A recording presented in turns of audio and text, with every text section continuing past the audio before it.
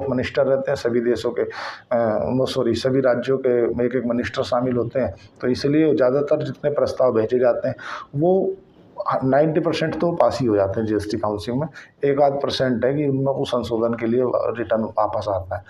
दवाएं जो हैं, दवाएं भी सस्ती हो जाएंगी। जिन दवाओं के ऊपर 18% का जीएसटी लग रहा था, अब सरकार उन्हें 5% के दायरे में आने जा रही है कि भाई इन्हें 18% से हटा करके 5% करो। कुछ जो महंगी दवाई हैं उन पर से जीएसटी बिल्कुल ख़त्म ही कर दिया जाएगा, जैसे कैंसर की दवाई है।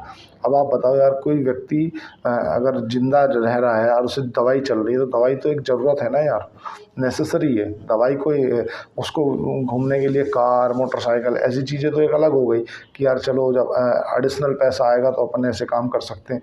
लेकिन जो दवाई है यार, वो तो व्यक्ति की वैसी ज़रूरत है, उनके ऊपर तो जीएसटी होना ही नहीं चाहिए। लेकिन भारत है, भारत में हमारे उनके ऊपर भी 18% का जीएसटी लगता है। अब उसे 18 से घटा करके 5 कर दिया जाएगा। कुछ जो कैंसर से रिलेटेड दवाइयाँ हैं उन्हें ख़त्म कर दिया जाएगा, उनके ऊपर जीएसटी। ऐसी सरकार की मंशाएं हैं। जो फुटवेयर है, जो टेक्सटाइल है, उसके ऊपर भी जस्ट जो नया प्रस्ताव आया है वो लगभग मतलब नीली है। जो 2000 से ऊपर के जो होटल हैं, मतलब 7500 का उनका क्राइटेरिया है, 7500 से ऊपर के जो होटल है उन पर 28% का जीएसटी लगेगा। जो 7500 से नीचे का होटल किराया होता है उस पर 18% का जीएसटी लगेगा। ये परिस्थिति अभी बनी हुई है। जो ग्लोबल मार्केट की स्थिति देखें तो ग्लोबल मार्केट में तो सब कुछ ठीक है नहीं।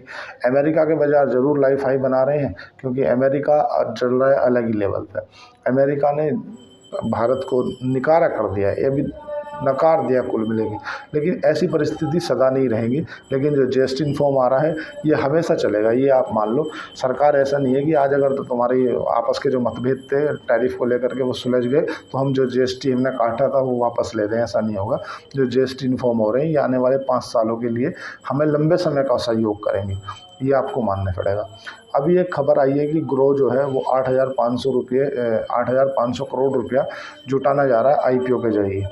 वो जो उन्होंने अपने डीआरएचपी दाखिल की थी उसको सेबी के द्वारा मंजूरी मिल गई है।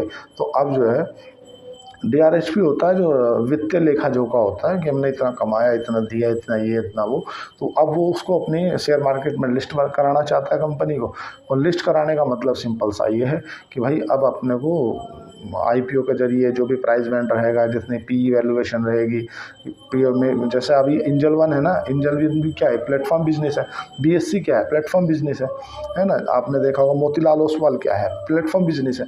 ऐसे ही ग्रो है, ग्रो भी लिस्ट हो जाएगा। लिस्ट होने के बाद देखते हैं कि कितनी पी पे ला रहा है, उसके बाद मैं इसका अलग से आईपीओ का रिव्यू कर दूँ।